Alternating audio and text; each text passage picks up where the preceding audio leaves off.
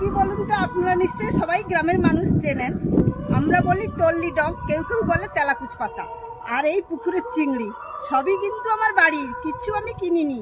এই দিয়ে রাঁধবো একটা তরকারি। প্রথমে আমি তেলটা দিয়ে দিচ্ছি, তেলটা গরম হয়ে গেছে। কালো জিরে ফোড়ন দিয়ে দিলাম, পেঁয়াজ, কাঁচা লঙ্কার কুচি, টমেটো কুচি, চিংড়ি মাছগুলো দিয়ে দেবো, হলুদ গুঁড়ো, কাঁচা লঙ্কা যেহেতু দেওয়া ছিল তার জন্য অল্প করে লঙ্কা গুঁড়ো, আলু বেগুন কেটে রেখেছিলাম দিয়ে দেবো, লবণ।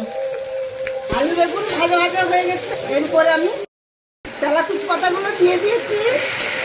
এরপরে নেড়ে নেবো, আর একটু গা মাখা মাখা হয়ে গেলেই নামিয়ে নেবো।